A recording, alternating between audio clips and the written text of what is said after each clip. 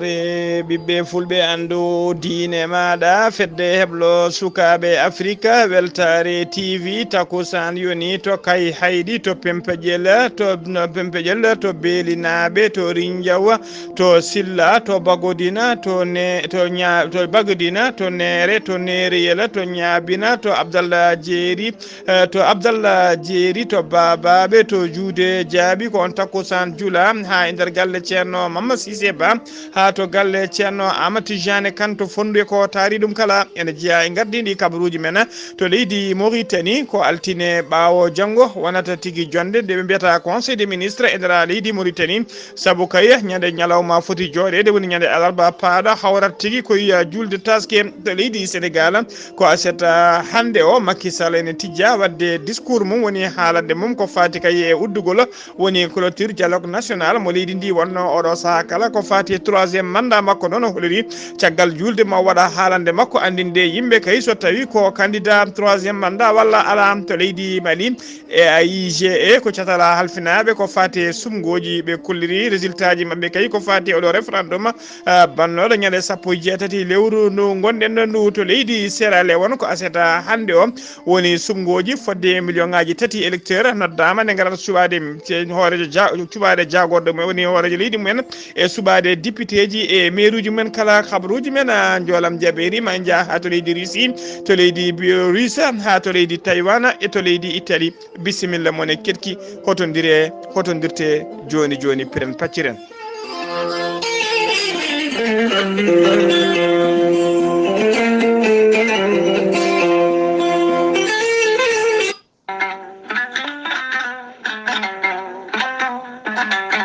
kura ko koddiɗo belɗo hen banggue jawɗo bomde so tawi mbaɗɗa hen ko matériel mo moƴƴani comptoir français de électricité ari e dow moɗona addani mon ko produit moƴƴo matériel original diwɗo toon to leydi France taw kadi an gonɗo e mahango guila e galle ma ha e batimaji maɗa jumaji e jamaji kala ko maha toon son jokkodire comptoir français d' électricité ma on keɓen hoolare timmude no feewi an mahaɗo galle mum aɗa waɗi hen kalisaji ha heewi aɗa itti ɓoggi coura ɗi moƴƴani walla contact uji goɗɗi aɗa waɗi hen saaha kala ene bonna matériel uji maɗa ene suma lampaji maɗa jokkodire comptoir français d' électricité joni keɓa hoolare comptoir français d' électricité tarete koto Dakar lamorgo leydi Sénégal to Kermassar tabande temedere hakkude mum e Auchan koni henna sifori so tawi ko comptoir français d' électricité so tawi jiɗɗa ko modulaire uji moƴƴi jokkodire mabɓe disanteur uji moƴƴi différentiel uji moƴƴi table électrique kono ne kadi lampaji e ampoule aji kala couleur mo jiɗɗa aɓe jogui taw kadi ko lampaji leernoji hakkude galle ha bedda kala hen no jiɗirɗa projecteur uji moƴƴi aɓe jogui ɗumena ko nonne kadi ɓoggi vidéo surveillance jiɗɗo waddirime galle mum aɓe jogui hen kala ko jiɗɗa lesbotaji moƴƴi kala hen ko jiɗɗa sa jokkodiri e comptoir français d' électricité joni keɓa hoolare cumoji ɗi ene keewi e kala saaha lampaji ɗi ene cuma firgoji ɗi ene masa kono kadi sa jokkodire comptoir français d' électricité a mosat ha tina a heeɓi ko laaɓi sa yiɗi jokkodirde mabɓe mbatta ko 00 221 77 542 50 84 walla mbaɗa 77 605 48 02 musidɓe tedduɓe jaɓanena comptoir français d' électricité e dow meɗena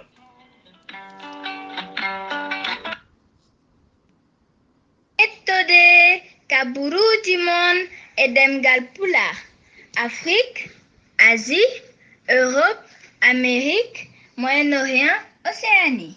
jam nyalle mon musidɓe tedduɓe eɗen goni e hoyre-biir nogas nayi lewru korse hitande ujunnaje ɗiɗi e nogas tati habruji mon e ɗemgal pulara e sawta he ko musidɗo mon sehil mon Ghalii Abuu Bah to karallagal ha mbawon hebde en to banggue YouTube ko miñi men sehil men Saydou Abou Bah en ñaguima bandiraɓe noon yafuya kirgol kabaruji ɗi jam kiyiɗe hande o nde wonnon kay ñalawma hande o kala en keɓano courant ko ɗum saabi internet alano saka mbawen tigui siggade kabaruji men en ha no jiɗirɗen ni ɓoyani ko caggal koye sanga futuru ko nden tigui woni nde keɓɗen courant ko nden kadi internet o arti habaruji men e ɗemgal pular koto leydi Mauritanie puɗorɗen hono marina national mo leydi Mauritanie woni koninkoɓe halfinaɓe nden ka e kisal maaje ɗe leydi Mauritanie caggal kay ndeɓe ndewirno e bateau goto koyngel ɗeɗo balɗe kala ɓe kolorite ɓe teɓima bateau o noon ɓe tawi nder muɗum ujunere temedde 1.7 kilo drogue mo hinde cocaïne noon ko drogue ɓurɗo serde e nder drogaji kala ko procureur de la république mo nakchat banggue hirnangue hono Ahmed Abdallahi El Moustapha ko kañum ɓayini kabaru o aljuma hanki o jamma 23 lewru juin 2023 o holliri noon wonde enquête o nana jokki hano hannirta ni dendagal noon teɓaɓe heɓe kala ɓoyata ma batte e juuɗe justice ha joni ko leydi Mauritanie keɗoɗen aljuma hanki 23 lewru juin 2023 joɗinoma session parlementaire ordinaire 2022-2023 taw ko sarɗiyeji ɗi leydi Mauritanie kesi suɓaɗi ko ɓoyani e gardugol Mohamed Bamba Wula Mageda hoorejo suudu ndu e tawtorede kay yoga e yimɓe gouvernement kanko hoorejo suudu ndu no Wula Mageda o holliri tigui wonde session udditira tigui ko suurataji Qur'an ko Qur'ana jangga toon suuraji Qur'ana jangga toon holliri kadi wonde jonde mabɓe nde hawri tigui ɓe jooɗi ɗum koye nder balɗe sappo gadane ko fati e nder lewru taske taw kadi ko lewru hewndu yurmen no fewi lewru hewndu fayida wonande kay julɓe ɗum noon mo ñagono yimɓeɓe tan Allah beele kay suudu ndu ene fuɗɗoro e dow jaam ɓe gortirondo kadi e dow jaam o waɗi noon discours pattamle miijo erade dendagal ɓen sarɗiji kala nde jiɗodirta nanggodira gona neɗɗo goto mbawa tigui ƴellidde leydi ndi e ɓattade dendagal ɓesguji leydi ndi kala ha joni ko leydi Mauritanie keddoɗen jeena ha to Tentana wuro Tentana hollirama tigui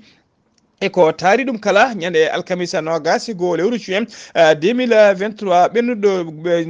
ɓennuɗo hendu hulɓinindu taw ko woɗeru coyya wirtinoma Tentana eko taari ɗum kala e nder ndin keneɗi noon e nder nduna hendu noon waɗi mayiɗo goto neɗɗo goto wasi hen fittade mum e 40 neɗɗo kadi barmi hen kanko mayiɗo hen noon ko debbo matériel kewɗo kadi boni hen e nder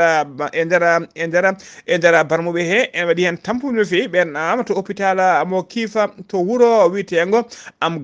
gara noon ene tawe nder falde ayna Varba waɗi toon barmuɓe nogasa hen ɗiɗo kañum enen tampino fewi ɓenninama to kiifa to nokku biteɗo wuuro bitego Al Bouchra ene tawe 1 kilométre banggue funnague Tentana hendu ndu yiɓi toon koɗanɗe kewɗe no fewi laamu ngu noon ƴetti tigui en charge dendagal gañiɓe hen ɓe kala e oɗo saaha joni laamu ngu noon safraɓe hano hannirta ni ɓe kolliri kadi wonde commission kalfinaɗo ko fatede catastrophe naturel woni tigui jayaji baɗi ni commission tafaɗo nana darino dole mum ponno wadde ɓeto kay évaluation ƴewde ko boni to hendu ɗum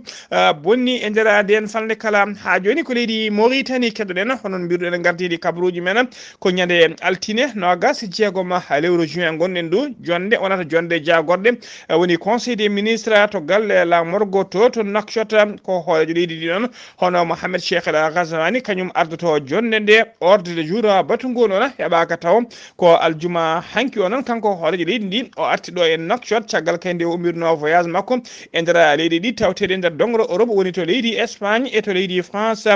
to yontere ɓennude nde kadi jonde jagorɗe joɗanoka saabu kay ñande fonno joɗade nde hawri tigui komo waɗi ɗangal makko caggal leydi woni to Espagne e to leydi France jonde fande nde kadi conseil des ministres ñalawma ponnoɗo joɗede e yontere fande nde kadi hawrata ko yiya julde taske ko ɗum saabi noon ɓe mbaɗi ñolde nde kay altini garoɗo 26 lewru juin 2023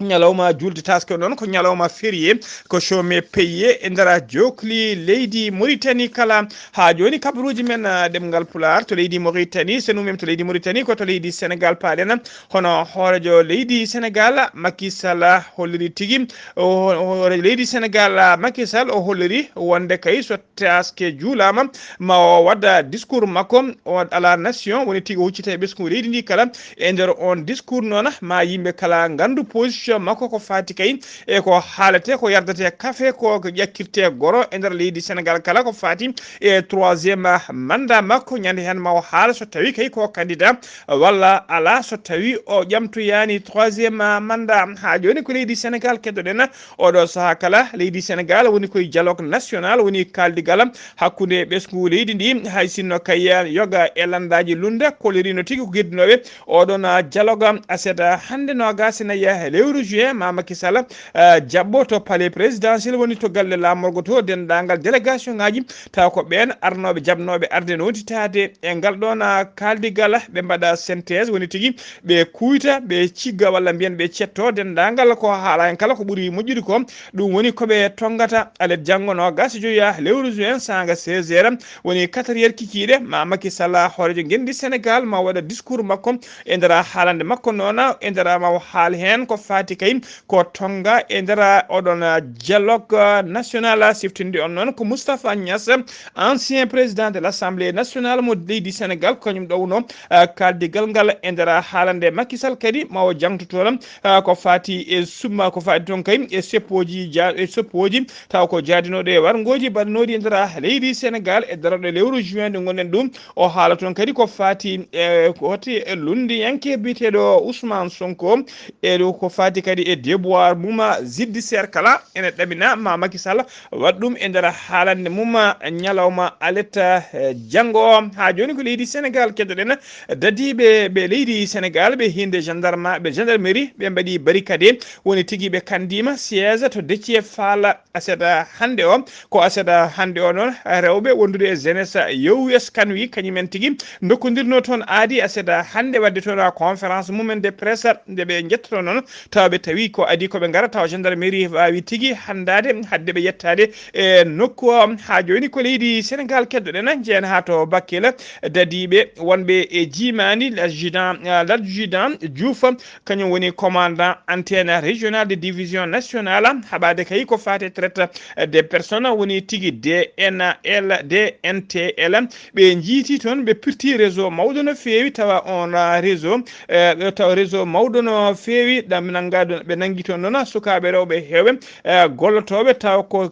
sukaɓe rewɓe hewɓe ene gollirne toon tawa kadi gollirte ko yeyde terɗe mumen to Bakel tawi ko rewɓe yeeyoɓe koye mumen ardi réseau o noon ko rewɓe ɗiɗo Nigéria naɓe kañumen tigui kañumen dendini sukaɓe rewɓe tokosoɓe yaroɓe hakkude duuɓi sappo e joyyi duuɓi sappo e jeegom ha duuɓi nogas ɓen tigui ɓe dendini ɗumen ɓe mbaɗi ɗumen ko wiyete prostitué woni tigui rewɓe yeeyoɓe koye mumen eɓe kesso ɓe teɓama noon patron woni gardiɗo oɗon réseau noon ko debbo Nigéria najo o wiyete ko Gloria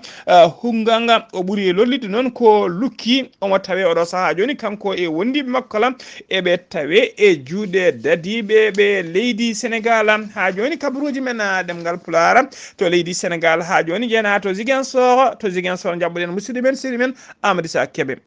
Kébé assalamu aleykum rahmatullah. Salam wa rahmatullahi ta'ala wa barakatuhu. Ghalii Abuu Bah salmitama e dennangal hetto Weltare TV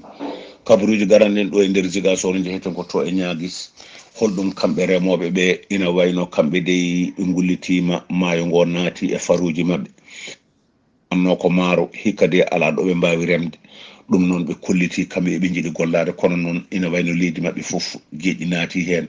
eɓe gulliti laamu ngu no yo waw faabade ɓe ko ɓuuri yawde yaccade so en garti ɗo e daral baali ina wayno kamɓe de hikka de ɓe gullitima holɗum ko sirde holɗum rakkal sac rakkal jara ko ujunaji ɗiɗi saggoji jara ko ujunere e temedde nayyi ina wayno baali de arno ko seeɗa ko ari ko kadi nana gasa ɗum noon mankama koko jogori wadde ɗum noon ɓe kolliti yimɓeɓe hikka hol hewɓe mabɓe jogorani layyade nde wonno ko Mali aranno Mali ina wayno heew arani ha joni safarɓe Mauritanie aranno ko seeɗa ari ɗum noon ɓe kolliti hikka de caɗele mbaɗi jawdi ɓurdi famɗude ɗo yenna ko ujunnaje nogas ya ha 60 ujunere temedere ujunere saɗa yiɗi ñamde hande ko moƴƴino ko ma jaltina koppareje kewɗe fodde 50 ujunere walla 60 ujunere ne mbawa hebde jawdi moƴƴiri ɗum noon ina wayno caɗele ɗe ne keewi e joom galleji en ɓe hande so tawi en garti ɗo e tayoreɓe ɗo e nder Ziguinchor kamɓe nde ɓe kolliti hikka de ɓe gollani holɗum mata ko événement o waɗi ni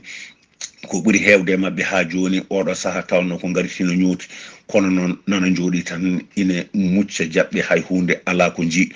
ha feere pompitere e soble e ɗeɗo balɗe fof eɗen kaala ina wayno de ko ɓuri bagal ene woyndu pompitere e soble de hande wayri yiyede ko ɓuri hen heewde nana mofta ɗum noon ne hula ñalawma julɗo so ari so tawi yalti jogori ko serde ɗum ɗon noon ɓe gullitima laamu ngu yo waw walludeɓe ko ɓuri yawde e yaccade yeeyoɓe baguiji kam gullitima hikka kam jiyani hay hunde joom paari en ɓe ne gullitima ko ɓuri hen hewde ko baaja gara tan nana jaaha ko wayno Mayrama Abou en holɗum Kardial Seydi en nana jaaha tan ina jaaha e marché he ala ko coodi ala ko mbaɗi ina wayno martugol noon ɓe cuwa yiide hay hunde wullum bara noon ina ndena e nder daral ngal gila wujjude nde wonno guyka ka ina heewi no feewi kono noon e joom daral en ɓe kamɓe tefankoɓe goto fof nana dari ina reena jawdi muɗum gila wullum bara en ɓe cassade nawa no mbaɗanno ni henna Weltar TV musidɗo Ahmed Sakeba gorko mbotto kabaruji ɗo foɗo radio jiɗi men jokkondude e Ghalii Abou Bah yalla ko wadde jaam allahumma amina seydi Kebe eɗen mbiya wuyɓeɓe tan yo tinno yo nanggu juuɗe mumen saabu tawede ne sujja ɓuuri tawede ene wujja saabu sa nanggama aɗa wujja peeɗa ha tujja kabaruji men ɗemgal pulaar seno mima to Ziguinchor koto leydi Mali paadena aljuma hanki no gase tati lewru juin catala bitengal AIGE halfinaɓe ko fati suɓgoji juɓɓini conférence mum de presse to nokku biteɗo CICB e gardugol hoore catal ngal hono biteɗo Moustapha Cissé Moujibou conférence o noon koko fati e suɓgoji référendum bannori ñande alete sappo e jeetati lewru juin 2023 e ndera leydi Mali ɓe dokkiri noon dendagal résultat ji woni jencude suɓgoji ɗi ɓe kolleri noon tode participation ɓe cakkiti rokkude kay définitive ɓe kolleri ko 39,40% woni e nder temedere kala hen capantato e jeenayo piccal capanɗe nayo jalti gotoyde e nder uju million ngaji jeetati piccal nayi windirnoɓe e liste uji électoral hen million ngaji tati piccal tati jalti votuyi so tawi noon ko wiɓe eyɓe e nder temedere kala hen capanɗe jeenayyi e jeeɗiɗi woni 97% goti ko eey woni wuyi e ɗum qime ha million ngaji tati piccal ɗiɗi taw ko yimɓe wodɓe eey so tawi noon ko wiɓe ala ɓe koɓe 3% woni nder temedere kala ko yimɓe tata mbi hen ala ɓen noon ene wayno kay 3% o wodɓe ala ene qime ha capanɗe jeenayyi e jeenayyi ujunere e temedere capanɗe jeetati e goho vote woni voix ha joni kabaruji men ɗemgal pulaar to leydi Mali keddoɗen ha joni liste heɓɓe kawguel guel hinde def woni diplôme d'étude fondamentale ko on diplôme élève iɗoto hebde e gurdam mum caggal kay ummade école fondamentale faade collège on résultat ji noon ɗin résultat ji noon kawguel guel yalti ha laaɓi ɓe kolleri e nder temedere kala hen capantati piccal capantati ɗiɗo keeɓi kawguel guel woni 30,32% koɓe ujunnaje wannoɓe kawguel guel kamɓe foof koɓe temedde ɗiɗi e capanɗe nayyi e joyyi ujunere ne fawi temedde ɗiɗi e capanɗe jeetati e jeetati candidat koɓe ɗaftodiranno kawguel guel hen capanɗe jeeɗiɗi e nayyi ujunere temedde tati capanɗe jeeɗiɗi e joyyi keeɓi kawguel guel e nder ɓen heɓɓe noon hen 28,51% woni nogas jeetati piccal capanɗe joyyi e goho ko sukaɓe wor rewɓe so tawi noon ko sukaɓe worɓe heɓɓe ɓe pourcentage mumen ko 32,08% ha joni kabaruji men ɗemgal pulaar sen mima to leydi Mali koto Sierra Leone paadena ko aseta hande nogas e lewru juin leydi Sierra Leone dawri suɓgoji mum suɓgoji noon taw ko suɓgoji suɓade hoorejo leydi suɓade kadi sarɗiyeji e suɓade mairuji kala koɓe million ngaji tati électeur kamɓe goni noddaɓe kay yoɓe ngar moni kala suɓo mbiru muma hoorejo leydi ndi hono biteɗo Julius Mada Bio o jamo kay deuxiéme mandat mum omo ɗaftodira e sappo e tati mbiriji goɗɗi ko match noon match ɓurɗo mawnude noon ko hakkude makko kanko biteɗo Julius Mada Bio o kanko ko hakkude makko e lundiyanke biteɗo Samoura Camara noon ko kanko koni mawo yaaduno kadi e suɓgoji ɓennuɗi ken wona duuɓi joyi joni ɓe jaadino ɗaftodiral ɓe tampidi hakkude mabɓe tampidino no fewi saabu kay o gagnino on ko toɓɓe seeɗa on paami tigui oɗo saaha joni sappo e tati candidat komaɓe kay yiɗɓe ardade leydi ndi woɓɓe hoore leydi ko ɓen woni ɗaftodiroɓe kamɓe kala noon e mabɓe keɓɗo 55% jomum gagnima dès le premier tour so tawi ala keɓɗo 55% noon iviɓe ɓuuɓe hewde toɓɓe ɗiɗo heɗɓe yesso ɓe kañum en jahata ko wiyete dawal ɗiɗi ɓala woni deuxiéme tour kabaruji men jolam jaɓeri ko to leydi Russie paadena Evgeny Prigojine ko kañuma woni gardiɗo ɓeɗo dadiɓe taw koɓe hinde paramilitaire wiyeteɓe Wagner ɗeɗo balɗe kala noon tekkerene surkanno hakkude dadiɓe makko e dadiɓe Vladimir Poutine woni koninkoɓe leydi Russe. Wagner noon ko filñiti koɓe Wagner noon ko filñitinoɓe ɓe mbawi puɗɗinoma kaye ya heptude tebta ɓe puɗɗinoma heptude guure kewɗe kaye tawateɗe e nder e base uji kewɗi tawateɗi to nokku biteɗo Rostov sur le Don e toon tawe tigui to banggue worgo leydi Russe ko seeɗa tan hedduno koɓe naata muro Moscou woni lamorgo leydi ndi kanko noon Eva Guiguno Brigove gardiɗo ɓeɗona Wagner o erima aseda hande o dendagal dadiɓe makko kay winoɓe gadini Allah ma natoya to Moscou o erima maɓe kamɓe kala nde ɓe dartoto ɓe jatira ɓawo ɓe garta kay ɓe dutto e base uji mabɓe o holliri noon wonde kay commandaji adduno kay filñitare mabɓe ko commandaji ardiɓe koninkoɓe leydi Russe ko kañumen jorno bomboje e base uji kanko dadiɓe makko e kanko noon ete tigi noon ko Vladimir Poutine kañum tigui woni tongtunoɗomo kañum kadi wallunomo hawa wawi kay hebde oɗo arma taw ko ɓuuri hewde e ɓen koninkoɓe makko ƴetti ɗumen ko nder prisonnier ji taw ko bandiji ɓurnoɗi mawnude no fewi walla militaire uji riwaɓe walla waɗaɓe déserté ko ɓen tigui o ƴettuno haw heeɓi ɗeɗo doole hande